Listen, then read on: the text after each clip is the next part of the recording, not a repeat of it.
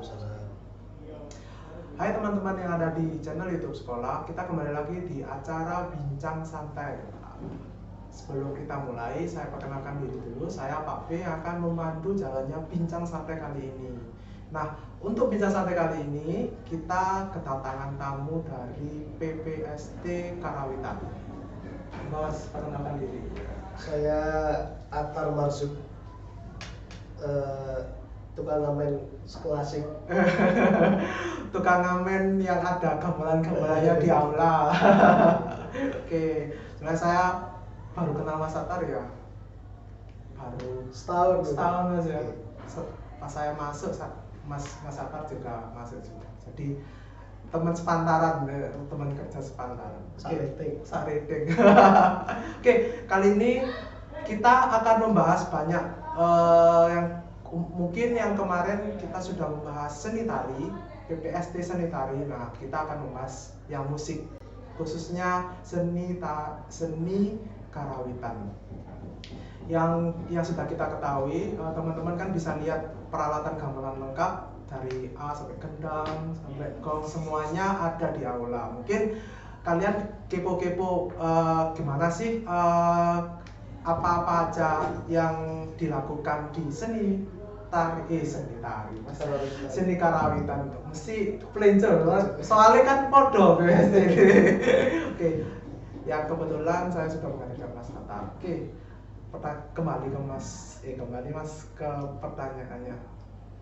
Oke, pertanyaan pertama nih Mas, pengalaman khususnya di seni Karawitan ini apa aja Mas? Jadi sebenarnya saya dulu itu latar belakangnya pedalangan. Saya belajar pedalangan dari kecil, dari kelas 5 di tahun piro ya? Aku rada lalen 2000. Tahun 2000. Iya 2000. Iya. Itu pedalangan mengalir terus sampai saelingku SMP Mas. SMP itu saya mulai main kendang di sanggar. Sanggarnya di DKM, Dewan Kesenian Malang. Tahu. Iya. Tahu. Seblindit. Iya. Dulunya Sena Putra. Sena Putra itu tempatnya pendekar Karawitan Jawa Timur. Jadi meskipun ada pakar-pakar Karawitan dari Jawa Tengah, kalau sudah dengar Sena Putra dari Jawa Timur, mesti miris, grogi. Setelah di Sena Putra kemudian pindah ke DKM karena banyak faktor ya. Pindah ke DKM lah, saya masuk ke situ. Terus semenjak SMP mulai main kendang. Terus guruku ngomong, almarhum Mbah Warno, maestro Karawitan Malang juga. Lho kok kendang le? Lagi Pak, ya wis kene tak ajari. Nah semenjak saat itu akhirnya setiap event apapun, setiap pagelaran apapun dipaksa. Bukan dari saya pribadi. Aku ki pengen dolanan ngono. Dipaksa ngendang. Kowe kudu ngendang. Akhirnya ngendang, akhirnya keterusan. Terus keterusan berjalan sekitar 2 tahun 3 tahun, terus saya ikut festival wayang Jawa Timur. Terus menang dengan kategori dalang catur terbaik. Catur itu dalam pedalangan artinya bahasa sastra omong-omongan. Antar wayang kuwi dianggapke cetok. Menang kuwi, semenjak menang kuwi saya didorong, semakin didorong untuk ngendang. Karena akhirnya dengan kemenangan itu terus ngertine teman-teman yang sepantaran itu, Atar iki dalangannya wis mumpuni. Wis lumayan. Akhirnya ketika anak-anak pentas, teman-teman saya mbok dalang, mbok apapun, saya yang dipaksa ngendang. Sampai merembet dipaksa bikin iringan. Jadi terus sampai merembet ke event-event apapun di kampus-kampus, di sanggar-sanggar kecil-kecil gitu. Tapi pengalaman ngajar di lembaga pendidikan resmi sekolah baru di SMP Baru 15. Yang lain cuma ngebolek on event-event tok. Istilahnya ngamen Mas. Ngamen. Ngamen kalau biasanya orang seni dari ngamen. Ngamen. Podo Mas. Sebenarnya karena kita sebenarnya di Bincang ini kan terkait sama bahasa Jawa. Sebenarnya boleh oleh-oleh Mas untuk pakai bahasa Jawa. Karena saya tahu memang karawitan tidak lepas istilah-istilah Jawanya. Itu gini, non sewu nggih, saya tambahi. Jadi di mundur ke belakang di pedalangan dalang itu selalu mempunyai cabang disiplin ilmu. Karena dalang itu di dalam wayang terdapat semua unsur kesenian. Seni tari ada, seni musik ada, seni pahat, seni lukis, seni sastra, seni drama, ada semua. Maka dalang itu mempunyai cabang-cabang disiplin ilmu. Ada yang pinter di sastra, mergo sinau dalang, sinau basa Jawa akhirnya kebabasan di sastra. Sampai paham aksara macam-macam aksara kuno, kawi, bali, sampai macam-macam kuwi. Sastra. Terus kemudian ada yang di seni rupanya. Jadi seneng gawe wayang, seneng gambar, seneng melukis, seneng mahat dan lain sebagainya. Terus ada yang kebabasan di seni dramanya. Akhirnya larinya biasanya jadi orang-orang teater. Benar. Di STSI di ISI Solo itu banyak anak-anak sarjana S1 pedalangan, kemudian S2-nya ngambil teater. Karena kebabasan di situ. Gitu. Terus yang keempat ada yang ke musik seperti saya. Ada yang condongnya ke musik. Jadi biasanya nek wis kebabasan ganti komposer. Komposer. Tapi komposer tradisional, gamelan. Komposer musik tradisional. Nggih, gamelan.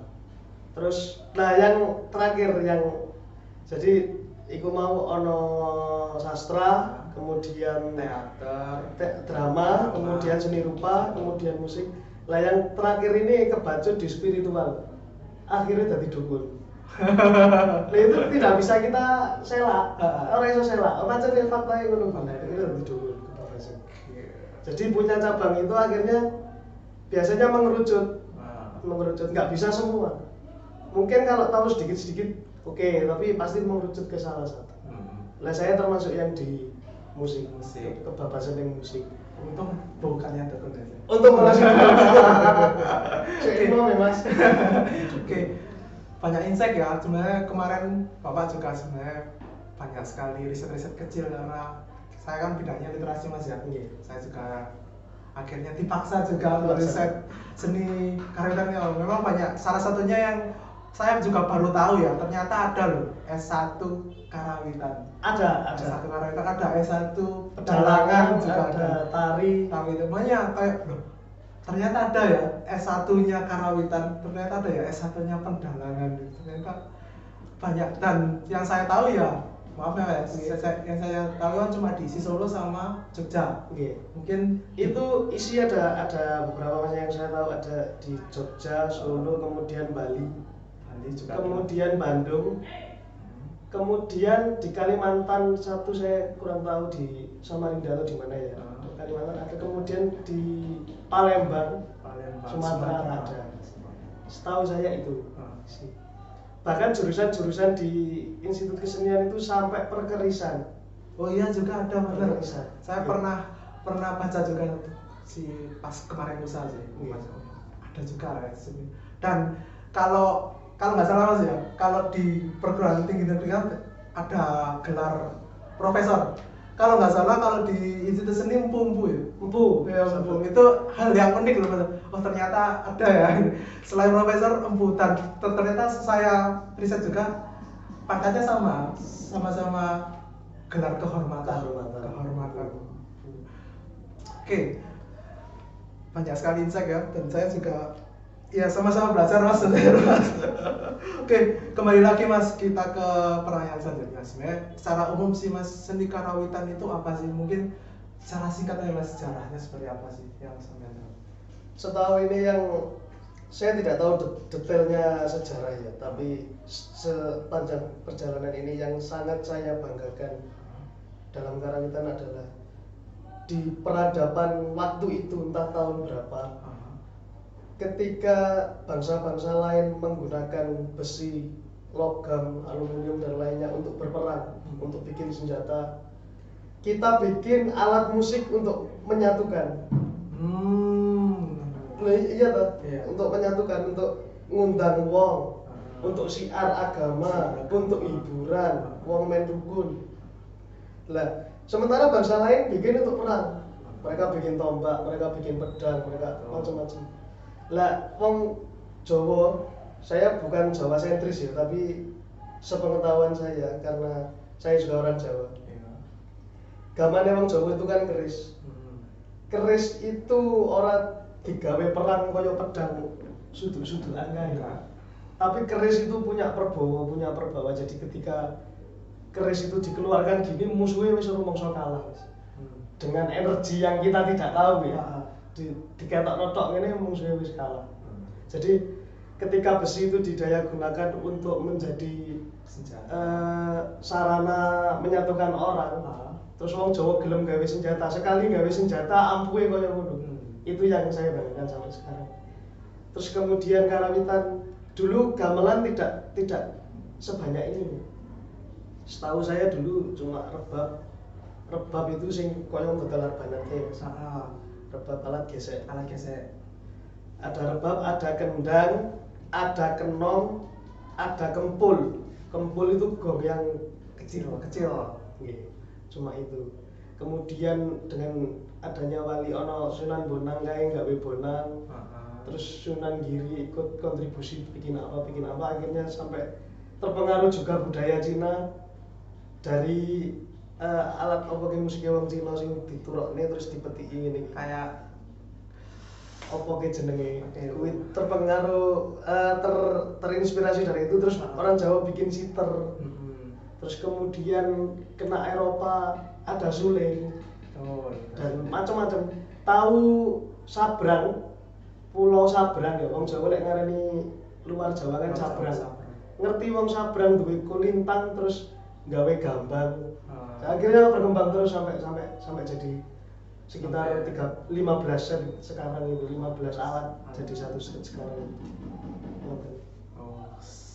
Jadi gimana Mas ya? Pasti seni kan akan bukan terpengaruh sih. Akan terus berkembang. Cuma kita kan kalau yang memang setahu saya memang kan ya apa yang katakan Mas Atar benar sih. Mungkin seni yang dulu alat-alat yang dulu kan terus berkembang, mungkin terpengaruh sama daerah lain. Iya, dan juga Mas, saya tambahi nun sewu. Pengaruh geografis juga. Pengaruh ya. Termasuk itu akhirnya menimbulkan ciri atau gaya. Jadi di Bali ada gamelan yang seperti itu. Kayak kecek-kecek gitu, cek-cek. Ono kecekan ini sing koyo tutup. Itu dulu Solo juga punya. Dan itu kan setahu saya karawitan Bali sama Banyuwangi kan hampir sama. Ya, ini tak jelaskan ini gitu. Jadi gamelan sekarang yang bukan jadi patokan, tapi yang paling relevan di telinga masyarakat adalah gamelan Solo. Gamelan Solo. Yang seperti kita punya itu gamelan Solo. Itu gamelan Solo. Terus kemudian ada gamelan Jogja. Itu sama seperti Solo, tapi yang membedakan bentuk rancake.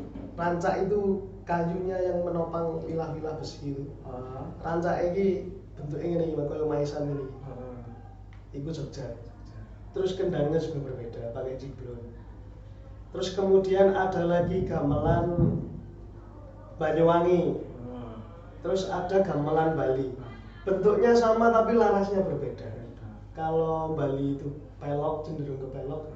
Kalau Banyuwangi pakai selendro. Terus Sunda punya gamelan sendiri.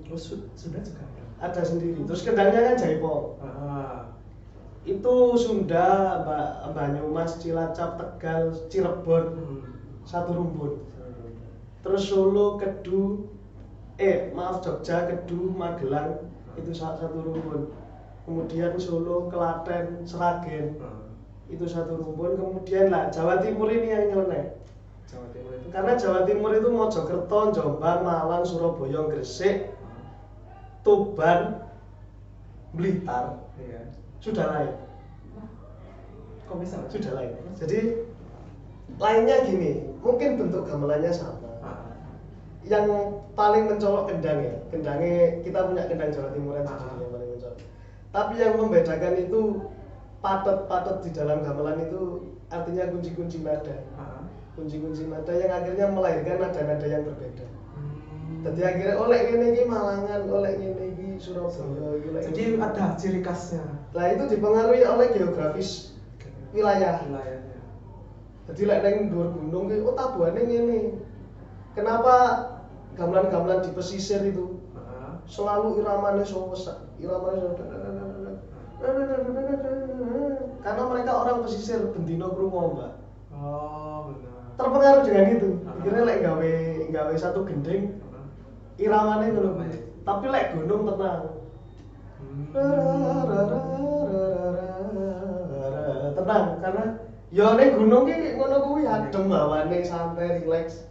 Sore-sore karo ngrungokne koyo ngono kuwi kan penak banget. Nonton itu. Jadi kalau yang jelas yang di SM18 berarti termasuk Solo. Solo. Sebenarnya tadi udah dijelaskan ya pertanyaan selanjutnya. Sebenarnya oke, kita langsung ke pertanyaan lebih aja. Mungkin teman-teman di sini juga bingung kayak mau gabung apa enggak.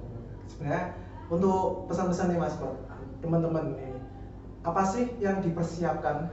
Maksudnya apa aja sih mungkin dari siswa-siswa yang pengen gabungin? Apa sih yang dipersiapkan kalau mau ikut karawitan itu apa aja sih Mas? Yang dipersiapkan menurut saya nomor satu itu hatinya. Oke. Beneran. Karena kita berbicara soal kesenian itu soal rasa, soal kecintaan, soal hati. Dan sebenarnya enggak kesenian dok ya, semua apapun, mau olahraga mau apa harus dari hatinya, karena kalau hatinya sudah ikhlas insya Allah nanti tenaganya ikhlas, badannya ikhlas. Terus nomor 2 mental, karena karawitan itu kan menurut saya berat ya. Berapa alat kita harus kompak, berapa anak dengan karakter yang berbeda-beda, kudu iso dadi siji dadi tabuhan sing asik. Kuwi mentale kudu gak oleh nesuan, gak oleh emosi, gak oleh digetak aja nangis kan. Karena keras. Nun saya tambahin ya. Pendidikan karawitan di sanggar-sanggar kuwi kaya tentara Mas. Saya yang pernah mengalami kaya tentara banget kayak. Tadi mentalnya sudah keliru nang waduh kaya masuk angin telung dino kayak.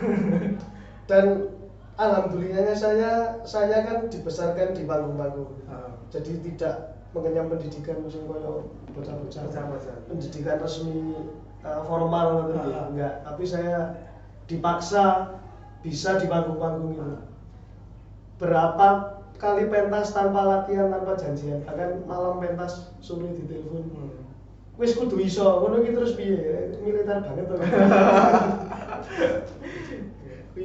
Jadi hatinya yang perlu disiapkan pertama hatinya, keikhlasannya. Dan kamu harus senang dulu. Minimal mau mendengarkan. Rungokno tok wae wis. Ora usah dicerna iki bahasane apa to. Pertama wis ora usah kejeran, minimal mau mendengarkan. Tonton itu. Oke. Iya, memang saya udah beberapa kali project Mas ya. Kan saya juga kadang bantu dokumentasi. Berat lah ya, memang. Tapi saya lihat dari anak-anak yang ikut lomba kadang semangat Mas. Semangat. Dari jam 7 sampai jam 9 malam kadang. Kayak dari mulai cepat-cepat, ngerias. Kadang saya merekam itu hampir 5, kadang-kadang 8 sampai 10 kali. Iya, sampai mendapatkan hasil yang sempurna. Dan yang kita ketahui memang karawitan juga banyak menorehkan juara Mas. Iya, insya Allah bismillah. Tapi memang dari dari semangatnya anak-anak kan udah ada hasilnya Mas. Ada hasilnya. Sebenarnya kalau mungkin penasaran gimana sih penampilan anak tim karawitan? Bisa kalau kalian lihat di YouTube sekolah, kalau nggak salah saya sudah upload dua video lah, video zamannya Anggun sama yang kemarin Mas. Jadi dan itu keikhlasan itu kan benar-benar dari hatinya mereka. Dan saya boleh mengutarakan sesuatu Mas gitu. Maka saya tadi ngomong minimal mendengarkan karena begini, kita itu terlalu sibuk mempersiapkan regenerasi pelaku kesenian tanpa memikir regenerasi penonton betul dan konsumen. Padahal Apalagi bosone jagongan di luar ya. Tidak ada yang memikirkan regenerasi penanggap. Nah iya toh Mas? Bener memang, bener. Dulu itu setahu saya kan di kampungku ya orang mesti jaranan. Lah iya saiki wis arang. Wis arang-arang mungkin orang-orang sing nanggap yo wong sopo banget dan orangnya wong iku-iku toh. Iya, artinya regenerasi penikmat, konsumen itu nggak dipikir. Lah itu lahir dari nuwun sewu kadang-kadang dari kekolotan seniman sendiri yang terlalu mempertahankan pakem-pakem sing kudune saiki wis ora pati relevan dipertahankan gitu. Lah itu terus yang bertanggung jawab atas ini semua lek enggak kita. Makanya minimal dengarkan lah, minimal lihat meskipun nggak paham ya. Kok lek wis kulino kan suwe-suwe tresno. Suwe-suwe tresno. Jadi ya nyambung aja. Sebenarnya kalau kalian mendengarnya atau melihatnya di mana sih Mas? Kan bisa di DKM ya. Biasanya event kayak gini kan biasanya kalau nggak di Krida Budaya biasanya ada di taman-taman kesenian. Jadi kalian mungkin pasti akan kepo sih. Kalian coba dengarkan dulu. Mungkin kan kata orang-orang Trisno kuwi jalaran saka kulino. Bisa jadi kalian yang mungkin yang mendengarkan ini bisa jadi kelaknya akan jadi seniman ya kan, kita juga kurang tahu. Kita nggak tahu. Tapi dengan adanya bincang santai kali ini setidaknya kita sudah mengulas sedikit kan masih banyak Mas karena baru permukaan aja. Mungkin bincang santai selanjutnya yang khususnya bincang santai PPST Karawitan yang selanjutnya mungkin kita akan bahas lebih lanjut lagi, lebih mendalam lagi tentang karawitan sebenarnya. Ini hanya apa ya? Ecek-ecek. Kalau orang-orang pemanasan toh. Karena saya pernah pernah jagongan dengan teman-teman dari pelaku band di Malang. Saya Maret kemarin sempat kolaborasi dengan band-band. Aku rasa nyebutke yo. Kita kolaborasi rekaman di Auri Abdurrahman Saleh. Kita bikin kolaborasi antara band dengan gamelan. Kemudian saya ngobrol dengan mereka, Mas, aslinya ya apa sampean iki dadi pemain band ini? Maksudnya ya maksudnya intensitas pentas dan juga honor kuwi piye Mas? Lho, aslinya lek ngomong honor kuwi padha wae. Bedane lek mereka luwih kerep Mas. Dengan durasi pentas yang mungkin 1 jam sampai 2 jam sehari bisa berapa titik kan gitu. Sementara kita kalau mungkin dalam wayang harus semalam full. Dalam tayub itu kudu isuk nganti sore. Sampai sore. Uyon-uyon iki yo isuk nganti sore. Ayo kita membuat perubahan di mekanisme di situ. Selesai. Dan materi-materi yang saya berikan ke anak-anak itu bukan materi yang bener-bener pakemnya materi. Saya memberi dasarnya ini rek. Tapi materi ke depan ketika mereka sudah tahu dasarnya, orang tak wehi sing bener-bener pakem koyo disiplin karawitan, karena tidak akan bisa dinikmati, tidak mungkin bisa relevan dengan kondisi sekarang. Apalagi pelakunya anak-anak sekolah. Jadi saya beri sedikit garapan, saya bumbui didik-didik supaya mereka juga tertarik untuk mengikuti. Pokoknya asik wis karawitan Mas. Kayak sekalian promosi nanti. Tak tambahin, tak bantu Mas promosi. Ya seperti itu Rek, sebenarnya banyak sekali keseruan dan bahkan saya juga merasakan atmosfernya anak-anak ikut karawitan ya seru kok. Maksudnya buat setiap hari Rabu Mas ya. Setiap hari Rabu mungkin kalau kalian teman-teman khususnya anak-anak SMP 18 mungkin pas hari Rabu nih kalian sambil nunggu jemputan atau apa, bisa kalian coba mendengarkan dulu karena mendengarkan PE, oh iya tergugah jiwanya, kayaknya asik ya. Jadi kalian bisa kan juga melestarikan budaya, khususnya budaya Jawa itu ya tanggung jawab kita termasuk kita berdua ini berikhtiar dalam bincang santai ini mengenalkan sekaligus mengenalkanlah atau mempromosikan seni karawitan khususnya budaya Jawa pada umumnya. Mungkin seperti itu Mas Atta, terima kasih atas waktunya. Mungkin saya undang lagi dalam episode selanjutnya. Saya jelas dalam sesi bincang santai, sesi karawitan. Oke, sekian dari saya. Mungkin kalau memang ada salah kata dan mungkin tingkah, saya mohon maaf. Saya mewakili narasumber saya undur diri.